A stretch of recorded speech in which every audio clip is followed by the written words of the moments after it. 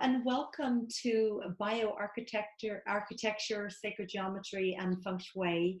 And Michael Rice and Zana will be with us, and I'll do a proper introduction. They're amazing. Between them, they've about 40 years of Feng Shui experience, as well as absolute wizards and goddesses. So I'll share more later, but let's just start with our meditation. So I'm going to invite you, I'm just kicking off my shoes. So I'm going to invite you, if you feel like kicking off your shoes and just bringing the soles of your feet down to the earth, because this time of year is really about earthing and grounding. And then I'm going to invite you to take a big, deep inhale in at your hearts and open your arms wide, expanding your arms and connecting your heart with the energy of the sun, right? Because this autumn equinox is how our ancestors connect with the earth, the sun. And then I'm going to invite you to exhale and round your back all the way out, rounding through your heart, and then allowing the back of your heart to connect with the sun. And at the same time, giving yourself this beautiful embrace, this gorgeous hug. And then inhale, opening and expanding. And again, inviting your heart to connect with the energy of the sun. Big, deep inhale, and just feel this yes, this yes as we all dive into autumn together. And of course, if you're on the other side of the hemisphere, you're moving into spring. But for most of us here, it's autumn. So exhale, rounding, giving yourself this beautiful, beautiful embrace, and exhaling your breath all the way out, letting go. And let's do one more big, deep inhale. Opening and just feeling that expansiveness, and also just your body in that complete yes to full acceptance, full self-love, following our higher self, our inner guidance, our intuition.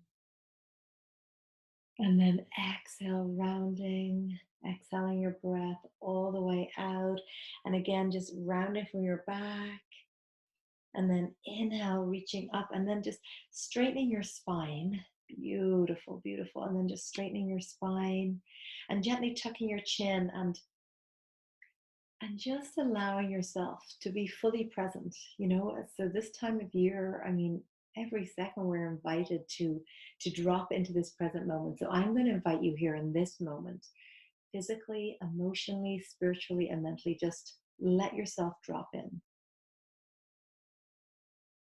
Beautiful. You could just feel that shift, and it's just like you become conscious of your body, your emotional, your spiritual, just all aspects of self. And as we're here together on this sacred time, we're in this energy of the autumn equinox. So let's just take a moment to open our sacred space. Just join your index finger and thumb together and just letting them rest on your knees, the backs of your hands on your knees, and having your spine straight. And as we open sacred space, let's call upon our ancestors. And calling upon our ancestors that for thousands and thousands of years have honored this sacred day, that have connected with the energy, the earth, the rhythms of nature, the cycles of nature, because that's what we're doing. We're going into the fourth quarter of the year. And so we're honoring the goddess Mabun, who is the earth goddess, Eru, Gaia, Mama Pacha, Mother Earth. So I invite us all now to allow yourself to be the energy of the tree. So allow yourself to be the tree. Because in the autumn, we look at all the elements, but especially the tree. So feel your roots going deep down into the earth of exactly where you are right now, to where you stand, where you sit. And allow your energy also to root and ground into your motherland, wherever that is. A lot of the time, we live in a different place than when we were born. And then allow your energy to ground into where your ancestors, that main place of where your ancestors were. Grounding deep down to the heart of the earth. So you are the tree and your roots go deep, deep down. And I invite you to call upon whoever you would like here with you. Call upon your own ancestors. Call upon whoever you like to commune with and channel with and work with. And then just feel your body, your torso as being the trunk of the tree. And then feel just as the tree does, it is reaching up to the light. And especially this time of year, as the days become shorter and the nights become longer. So allow your energy to really, really connect with the essence of what the autumn equinox is all about. And as the autumnal colors come in, the purples and the reds and the yellows and the oranges, and just the beauty that comes with it. And yet, when the leaves turn from the green to these beautiful colors, it's actually because they're dying. So the tree has the inner wisdom to know and understand the cycles and the rhythms that we must experience in our lives. So I am going to invite you to see in your life now what parts, just as your tree is doing now, is going to allow to let die. Because the tree understands that it must let old aspects of itself that have run its course, that are no longer for the highest good, to let it die. So it could be old beliefs, old thoughts, old ways of being, old experiences, things that keep re-showing up in your life, things, places, jobs, relationships, whatever, wherever that lands, you know. And then what happens to these leaves is they fall away. The tree just completely lets them go. So at first it brings that consciousness into, what am I going to let die of these trees? And then it just lets them go. And then the earth receives these leaves and composts them back into the earth to regenerate, to create more beauty. So I invite you, as we stand here together with this unity consciousness and this intention, to reach for the light, because in order for us to grow and expand and evolve and reach and grow to that light, we must let go of that which is no longer authentic on every level. So what is it that you are willing to let die? Your leaves that are turning purple and red and orange and yellow and brown.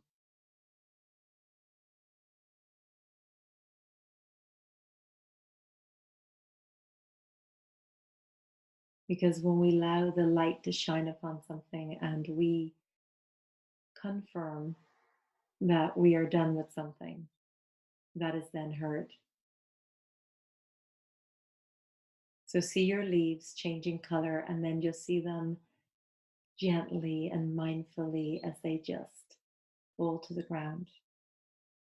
And seeing whatever that is done.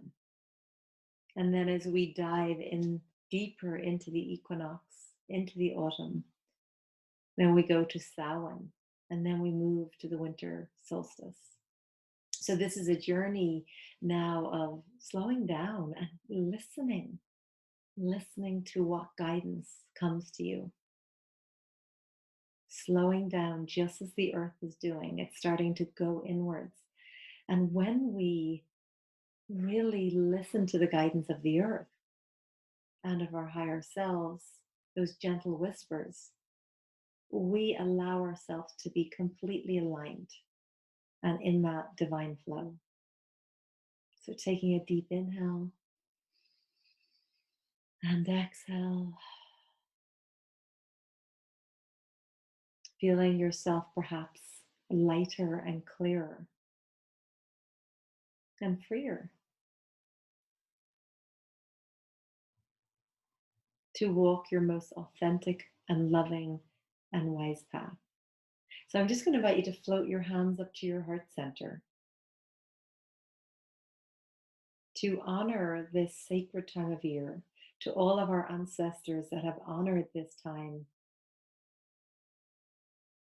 to honor ourselves and all of us in this circle here together, whether live or watch recorded, just to honor us all, to honor our ancestors, to honor this autumn equinox, to honor the light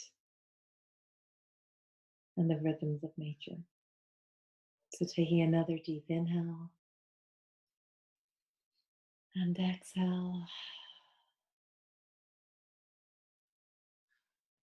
I'm going to invite you to just gently open your eyes. Welcome, beloveds. And I am so honored. I'm so honored to have Michael. Thank you for joining us. Right. And is the beautiful Zana here with you as well? Uh, yes, she's nearby, but there's something she needs to take care of. So Okay. she's here with us both in proximity and in full heart energy. Wonderful. Oh, wonderful. Well, I just want to do a brief introduction. Michael, I've been following his work for, oh my gosh, maybe 20 years. And I was saying earlier that you and Zana have probably combined nearly 40 years of Feng Shui under your belt, but I know that that's not so much. And it was sacred geometry that I first connected with Michael. Like, he's just so gifted in that arena. And now Michael and Zana are creating these, and I'm going to let you share all about this. And we've got lots of questions, and this really will be us all coming to you with questions. And it's just, I think you've really brought together your life path of experiences to create these amazing homes. So I'm going to actually just let you take the floor here. And maybe you can do a little introduction and start to share a little bit with us about the work that you do. Wonderful. Thank you, Amanda. And hello, and thank you to everyone. And so my name, Michael Rice, from Ireland, and I'm living here in Austria with Zana, my life and purpose partner. Mm. And we are designing. We're holistic designers. We are seeking to create beauty and space and form within and through which consciousness can dance. And the best of who we are gets an opportunity to arise and express. So by way of flatline background, Zana is a holistic designer with a previous focus on interior design. And she also learned and practiced Feng Shui for about 15 years. And I'm an architect and also studied Feng Shui and Vastu Shastra and so on, and again integrated it into what I was doing. And both of us are quite well traveled and quite a few jobs behind us. And when we met and when we started to explore and open what it is that called us into creative action, we very much and immediately recognized that there was something that was absolutely greater than the sum of the parts that was calling to us and calling through us. And we continue to explore that. We continue to see where, not only where it brings us, but where it brings the people that feel and resonate and connect with us. So we are very blessed to have the potential and the possibility of connecting with people all around the world and to co-create with them spaces and shapes and forms that are calling to be expressed on the land in these spaces. And it's not just homes. It's in fact, only yesterday we had a beautiful go-ahead meeting with a wonderful client and dear friend in Colorado. And so this is a large project which anchors everything that we do and everything that we would seek to do together. So it's a wonderful life.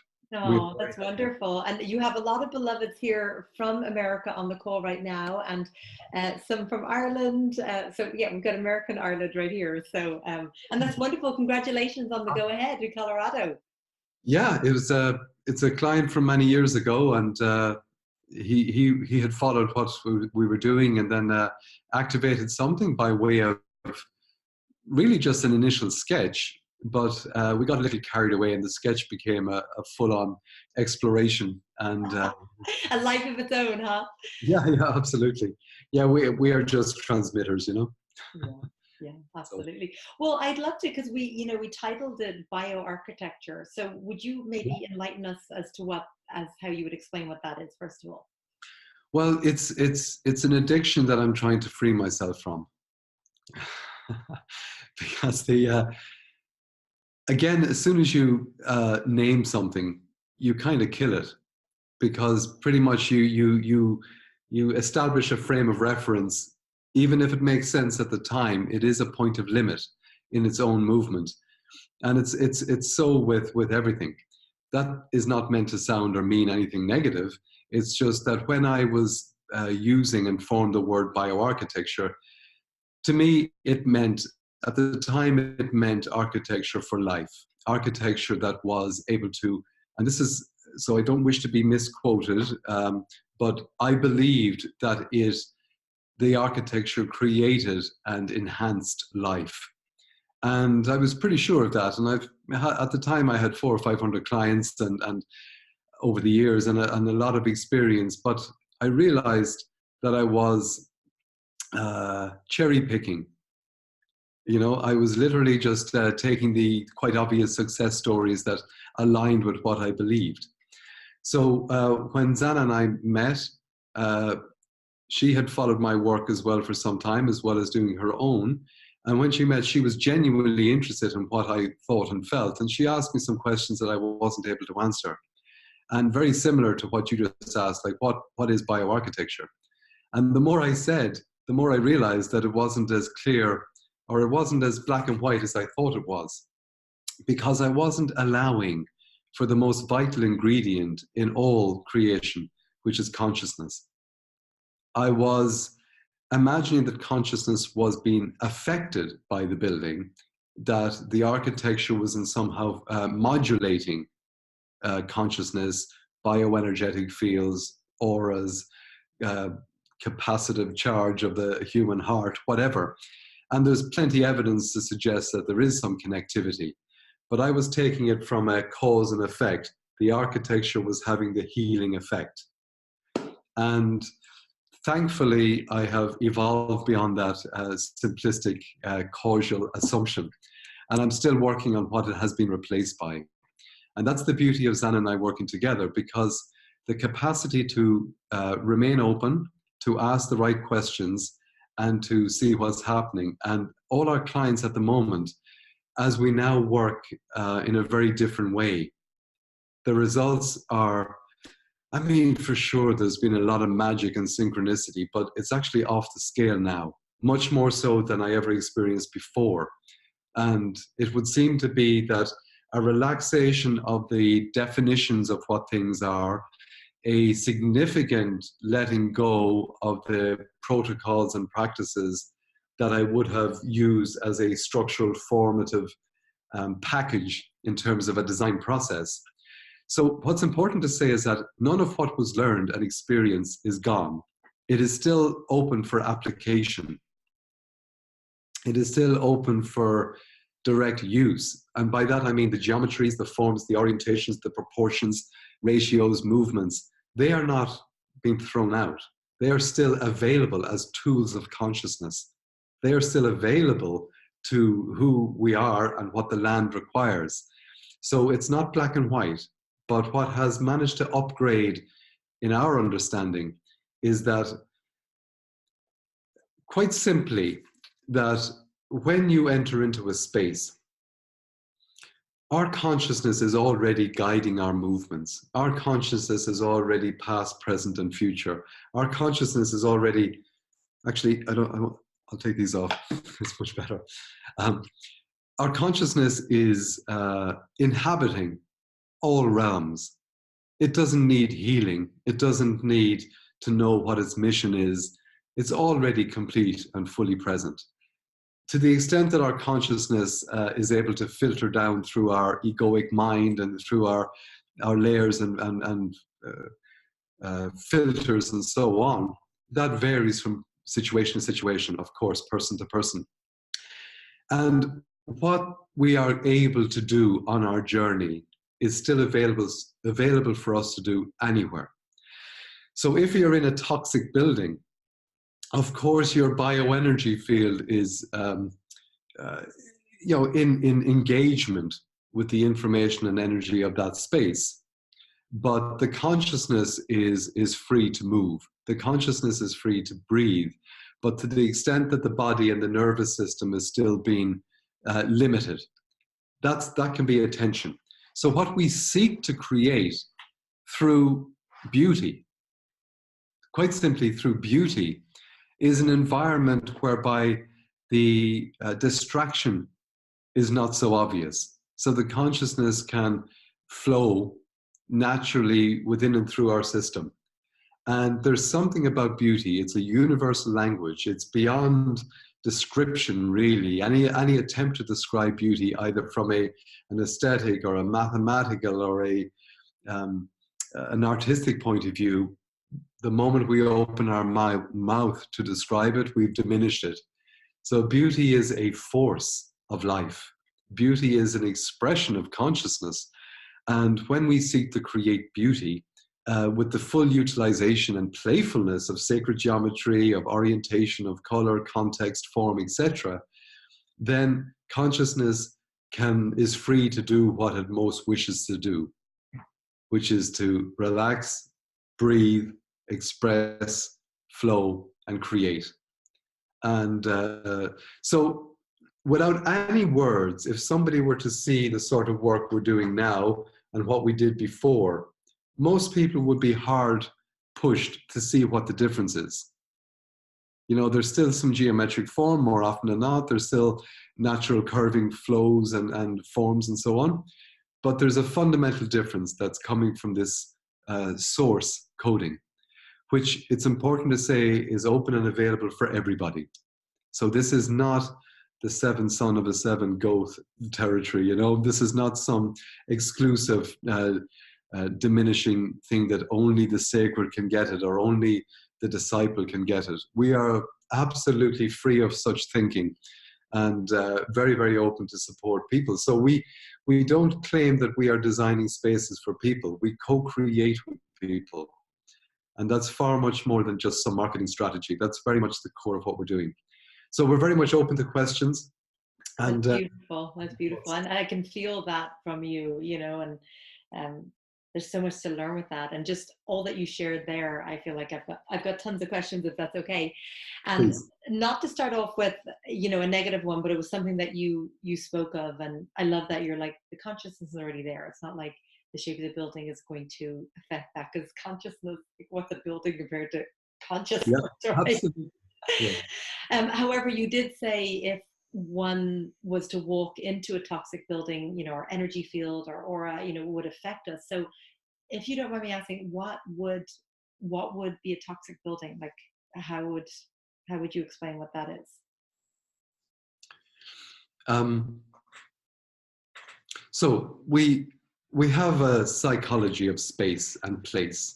All of us are used to it. Most of us have grown up in rectangular, cubic structures. So we're already pre-patterned at a sensory level to perceive space in a series of grid orthogonal structures, which pretty much is unnatural in and of itself. So we're already, all of us are one step away from being completely relaxed in a space.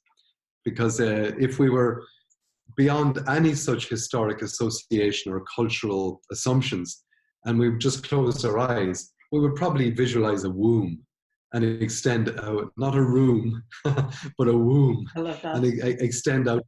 Yeah, yeah, build a womb, not a room. But to extend out from that in a sort of a natural flowing. Yeah, build a womb, not a room. So the very fact that when we enter into a space, there is for example, at this sensory level, there is a field of study known as neuroaesthetics. It's a relatively new field, and it came into play mostly in the west coast of America. And some architects started hooking up with some neuroscientists, primarily to explore why historically in hospitals, there was always some mention of this side of the hospital, people did not recover fast enough, or this side, the recovery rate was significantly above statistical likelihood, better on this side. So they said, okay, we've got the commission to do a hospital, let's find out how to do it really well. So I commend those architects for opening up the communication. They did so, and it initiated a series of studies that are ongoing because they're revealing something very interesting. That when people get a chance to perceive with their senses, but primarily the visual cortex, perceive beauty, like out a window looking at a natural, a tree or some landscape, there is a relaxation of their system. And when there is a diminishing of tension, there is of course, the natural desire of any living system, any source-connected living system, to heal, if that's the right word, or to come into homeostasis, or to come into optimal flow and balance. Life wants that. But if you're looking out at an air conditioning unit and a garbage collection truck, and a dirty flat roof of a neighboring factory, the capacity there is a sort of an unconscious tension. And the capacity of the body within the available energy of your system to heal is diminished. It doesn't mean that the neighbor's building made you sick. It just means that your overall system is not in a natural flow towards optimal health, because there is information and stimulus coming from the environment causing some tension within you psychologically. And of course, the psychology, the unconscious is like, someone said, it's like a pint of Guinness. It's mostly unconscious with just a little bit of a white consciousness on top. So the unconscious information flow is there. So your question is about what's a toxic building. Of course, our system, we're looking at air quality. We're looking at off-gassing from various materials in a modern context. We're looking for good humidity, good temperature gradient. We're also looking for the capacity to be able to see something beautiful and interesting wherever we sit, to look left and right and see something that calls to us. So it doesn't mean that these components or these compilations of materials, which we call buildings, have any emanating field. But it means that our situational bias and our energetic environment is keeping our consciousness busy. And because it's not in a state of beauty and harmony. And we had a wonderful conversation with a lady from Canada recently, and her partner was a archaeologist, not professional, but a very keen amateur archaeologist. And there was a big discussion with a very skeptical mutual friend who didn't believe that there were ancient cultures, didn't believe in Atlantis or Lemuria or Mu or anything, and didn't believe that there was anything pre the normal package of historic blah blah. I'm being very nice calling it blah blah, aren't I? Because you're And so he said, this skeptic said, but there's no evidence of an advanced culture in the past. And our friend just said, well, a truly advanced culture would leave nothing behind. And that really resonated with us. Because why would they? They would grow their own buildings from their own DNA. They would be so connected that they may not even require shelter, because the normal meaning of being free from rain or free from cold or temperature gradients just isn't there. And so an advanced culture at the high level would may not leave anything behind. Mm. So we have that potential. So the key is that in any job, in any situation, we move into the environment as a blank slate, tabula rasa. And there's a great expression, don't have such an open mind that your brain falls out. So we still retain the energy and information of what we've learned in the past. But literally, we step into an environment, open ourselves to it. And what's wonderful is that we do that physically when at all possible. But most of our clients are around the world. We travel when we can. But the ability to connect with the environment doesn't need to be physical. As I'm sure you and the tribe know, that the energetic connection, consciousness, is a very good communicator of the information. Absolutely. So So we pick from the environment what we need, because literally, this is a little controversial, but it's worth mentioning. If somebody required, and I have required in those awful quotation marks, but if they required an experience that we would call a sickness, for whatever reason, as a journey in, as an opportunity to see things in a different way, there's nothing that sorts out the waves like a near-death experience. You know, so if consciousness, we will be attracted to an architecture that might give us a chance to be sick. Not because the architecture makes us sick, but because our consciousness will download a virus, Absolutely. Yeah. psychological virus, Yeah. you know, Yeah. that will imprint, and we, of course, make it physical. So it's why somebody gets sick. It's not because the building made them sick. It's because they have a journey. Mm-hmm. So this was the big realization when we looked at clients who were thriving. And when I remembered making promises to them in all good faith that the sacred geometry building is going to increase your health, your relationship, you know, and I fully believed it. But it didn't. Those people were thriving anyway, you know. Yeah. And the And other that people they, who did those, what happened was that the sacred geometry didn't impact them. So consciousness was free to do what it was going to do anyway, only quicker. So if there was a benefit, the sacred geometry architecture speeded up what they were going to do anyway, you know? Mhm. Yeah. So And I'm not sure everybody that's something here, we, oh no, everybody here would 100% agree. You know, it's like this soul agreement, this connection with the building, you know, and there's an energetic alignment between the energies of the building and the building. So we're totally in agreement. And I'd love to ask you next, because you're talking about the ratio, you know, from yeah. sacred geometry. Would you touch and share a little bit? And I know that's not something you completely use, but I know you did. No, no, happy to share because it's beautiful information. Uh, at this stage, pretty much anyone who's even coming close to exploring self will come across sacred geometry. Geometry means the measure of the earth. Sacred means sustainable, not in the sort of the eco bullshit, sorry, blah, blah sort of way, but sustainable in terms of a pattern that is timeless. So sacred geometry is a series of maps and patterns and movements that nature appears to use in its expression in time and space. Time and space are only the dance of consciousness. But within that, there is information, and there's information expressing as energy, and energy expressing as matter.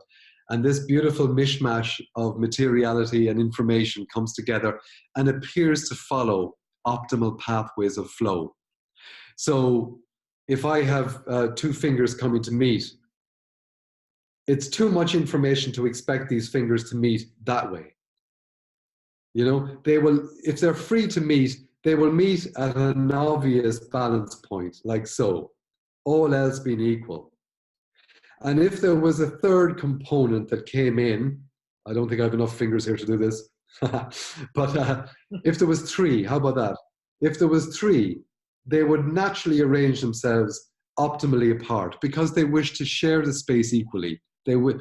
There's no ego in this. There's the information and energy will say, this is who I am, connect. By connecting, the sharing becomes different and the requirements of the shared shape takes on a new formation.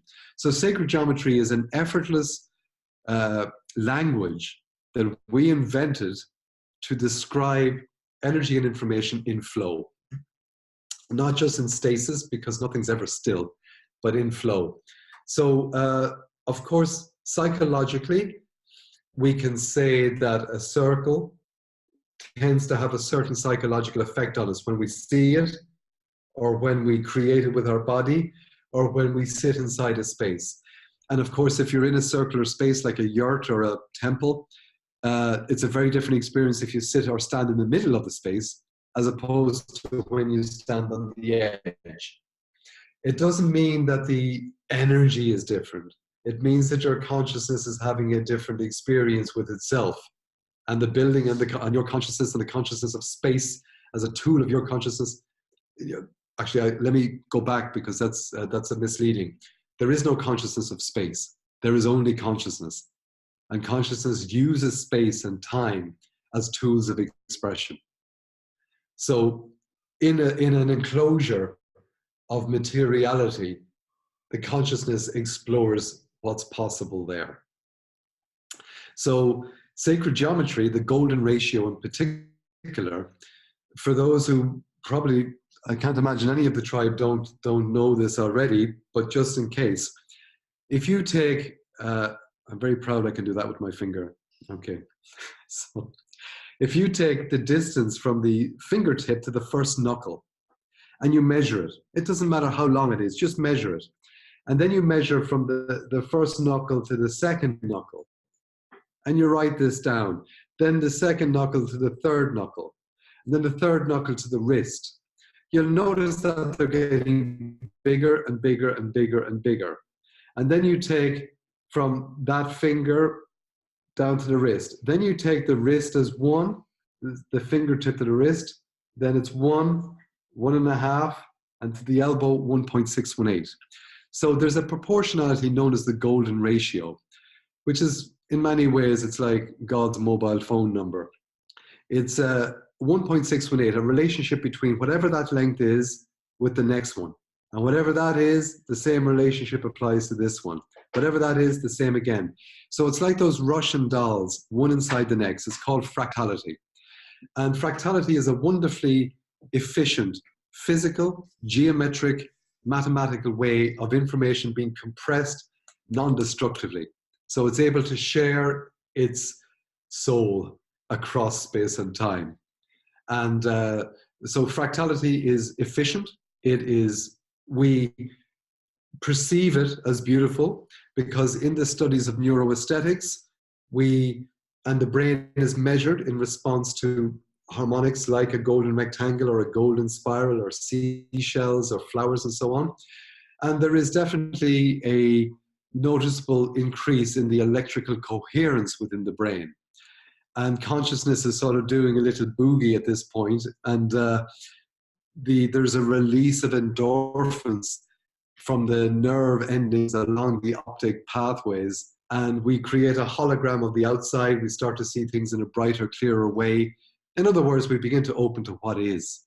So neuroaesthetics is only some scientific-y story that we are recently telling ourselves in connection to our perception of space. So it's not rigid. None of this is rigid. Nature has complete freedom. Nature is continuously changing its form and its expression, and it's evolving with us. And there's even a recent movement which is saying that everything in the universe, that the universe didn't create life, but life created the universe. In which case, the laws of physics are nothing more than consciousness rubbing the hands together and saying, let's see what's possible, as opposed to consciousness being a byproduct of brain complexity, which we are lucky to have by virtue of some accidental biological story. So that's a very different thing, in which case, what's space, what's time, what's sacred space, what's healing? And when we start opening up this possibility, the concept of divination, of connectivity, of intuition, of design sensibility and sensitivity, all of these things collapse beautifully into a singularity, which is our natural state of source-connected creativity. And we wouldn't use this sort of language with every client because every client requires holding. We would never try to limit a client, but we're aware pretty soon the extent of which the comfort and the level. So we love to challenge, playfully explore and challenge and expand their sense of possibility. But pretty much we would use the language of architecture, the language of sacred geometry, the language of holistic design, and Feng Shui, if that's where they're coming from. We would use the language as tools of transmission, as transmission of information, necessary for their consciousness just to smile in the corner and nod. And that's really what we wish to do. And what's the worst that can happen? Beautiful space gets formed, And Well, the placebo effect will do its thing. Yeah, that's true. And then I love just when you shared about the hospitals, it's like, and I think all of us, I think anybody, whether they're into feng shui or holistic design or anything, is going to agree that having a beautiful view at the window is going to make us feel better, like all across the board, you know. Um, and I love, and I feel like this would just not be the best question to ask you, but when you say create beauty, of course, yeah, we're talking about positioning the home for the views and everything, but then you talked about orientation to color. So would you speak to that for a moment, as in the orientation to color? What comes into account when you do that? So as Anna and I came together, it was very obvious, like I mentioned, that something was emerging, the sum was greater than the parts. But my area wouldn't be so strong in the realm of color and so on. That's really more to do it. So um, So then beauty, maybe. well, okay. So there's a quality or a state that isn't a state, and we call it the unknown. Because if we step into any process with even an unconscious presupposition that we know what we know and this is known to be true, so we open up to the unknown. And everyone can do it, you know, it's not a special trick, but it does require a little bit of courage, because what's known is extremely comfortable and reliable.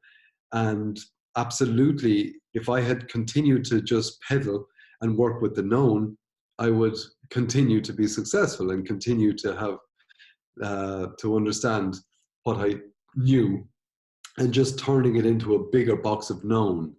So we open up to this unknown, which is, it can't even be described as a quality or a state. In fact, it's unknown what it is. But basically, it's a source funnel. It's like a toroidal field of informational flow that is beyond anything that we can know from it from the moment. You'll see even behind me that lovely toroidal field here, That's and amazing. just as Wow. a pattern on the wall. So That's amazing. yeah, Yeah. it's pretty cool, isn't it? Yeah, yeah. So the Can unknown you, you is, know, it's interesting. You can even feel the shift when you just show us that in, I could feel yeah, that in yeah, my body yes. when you showed, you know, so that's And amazing. we're familiar, you know, we're all familiar with that. Uh, Chances are everyone who's here present with us now, or who may listen to this afterwards, your meditation. Your meditation used known language, but if I may be so bold to suggest that you were inviting the unknown, Hmm. you know, you were using the language of what's known, you know. So so we don't we don't put any limits on the methodology. So we're not throwing anything out. We're basically saying everything is available for both communication and utilization, but the unknown will inform us with the correct amount of openness where the attention will go. And my own journey was not overnight, and my own journey in this absolutely continues. And but it is a continuous source of surprise and delight, whereby there would be a synchronistic uh, alignment of information at a point whereby it didn't quite make sense at the time, but there was just enough alignment with the unknown to carry it to the next step. And 3 steps later, the reason became so obvious and so significant. And that's happening every project, not just once, but multiple times. Like, I don't know, half of the time, you know, be laughing with delight at the synchronicity that's happening with the communication with the client, with the exploration of the site, um, even the picking recently with this client in Colorado.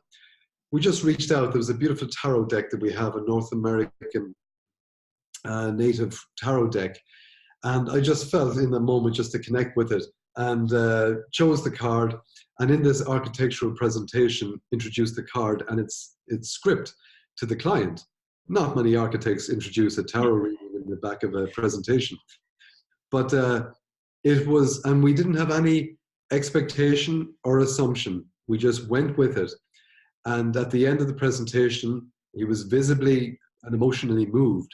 And he said, I cannot express or explain the extent of how relevant that was. And the card itself had an inner meaning and an outer meaning. The inner meaning was absolutely his journey. The outer meaning referred to the project in such a detailed way. So none of us listening or what now or later would be surprised at that. It's actually surprising that we're still surprised, you know? Yeah, but and you know, it's so beautiful because really what you're describing is like the yin and the yang. You're in the what you think the unknown is, and then the known comes in, and then at the same time the unknown is there, and you know, there's just this Absolutely. beautiful flow with that. And you know what? The unknown has been knocking on our door with the creation, with the desire, the impulse to create what we are calling, or what is called, temples of life. Hmm. So this is, we're not Facebooking this, we're not spreading it on anything, but basically in moments like this where we wish to share with wonderful people, the temples of life are spaces and structures that will be built. How, we don't know. The where will be important because it's like an acupuncture of the living planet, whatever shape or form it wishes to take. And the temples for life, for consciousness, temples wherein groups and individuals can experience consciousness unpacking like rolls.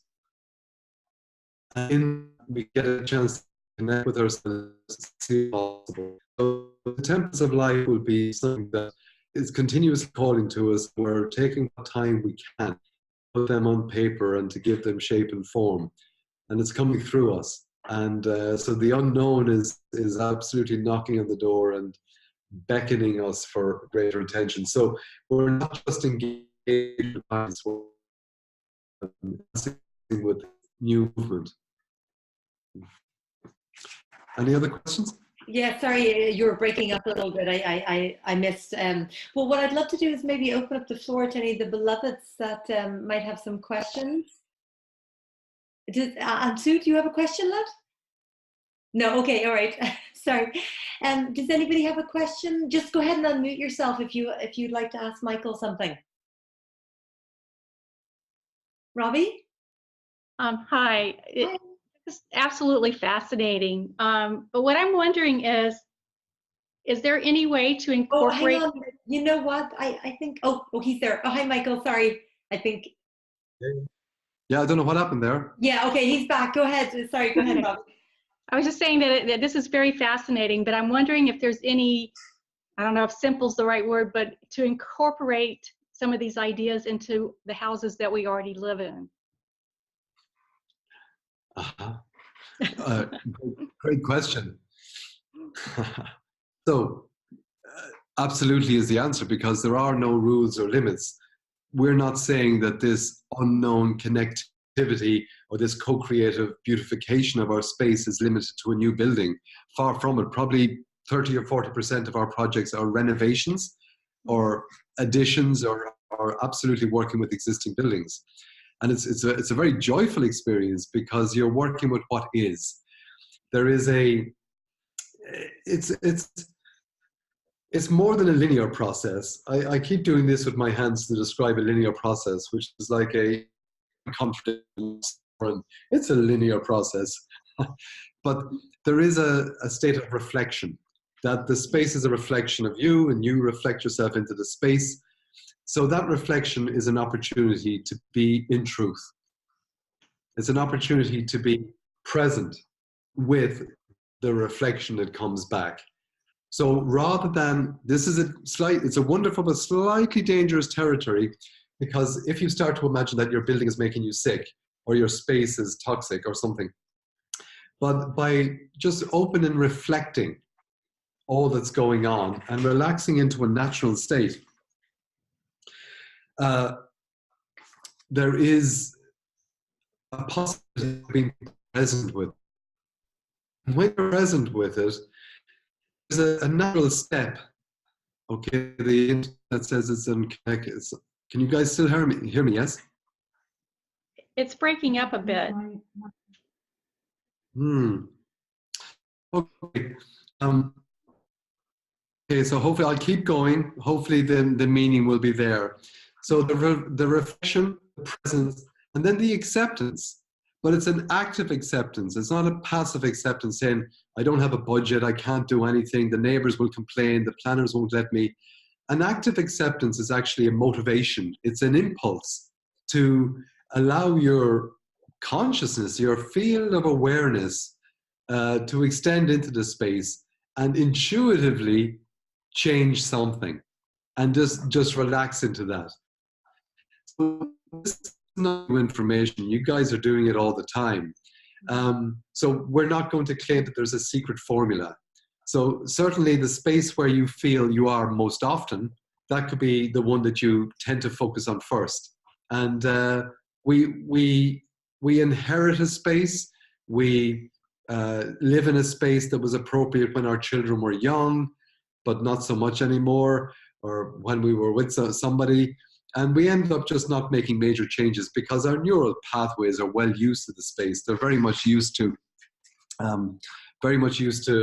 the patterns and movements of our physical and energetic environment. So in terms of what you might do, rather than try to change something that is, you might have the perception of it not being in balance or not being good because some method told you, if you focus on the beautification, you can't go wrong. You know? And it can be a little effect. And then that field effect becomes cumulative because you've begun to engage consciously with the space. And all the elements of the environment will always welcome beauty. And what beauty means to you will be an expression of your own consciousness. So the awareness, your awareness will adjust and expand through the change in the environment. So you make a change through beautification. There will be an equal and opposite reaction in terms of your awareness becoming more open. And with that new awareness, that will expand like ripples in a pond. It may, depending on your personality profile, it might take the form of you not stopping until the whole house has changed, or it might just be this gentle unfolding where your awareness just says, shift this, move that. It could even be, watch, that much of a change, you know, for some effect. And then your awareness enjoys this because it's an act of creation. And we get a little black and white, I think, too often. The idea that we have a target and the target must be achieved, and there's a series of logical sequential steps that require attention, time, energy, money, etc. Small changes accumulative and accumulate. This is the fractality effect. This is the matryoshka or the Russian doll effect. As your consciousness begins to inhabit and call self more fields, then the self of consciousness, the big C, is going to be able to be at home fully within your nervous system, as is the way we are meant to be. So it's not a specific tip other than to let your natural desire to create beauty express at the end of this call.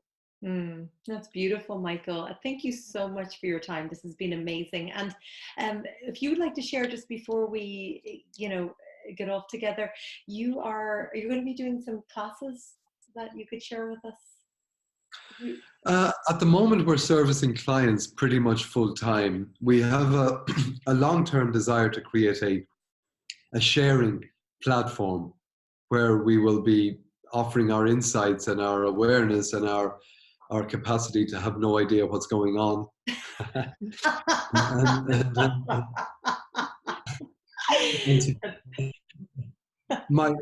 Our increasing capacity to have no idea what's going on, but our increasing capacity to process and let the magic unfold from it.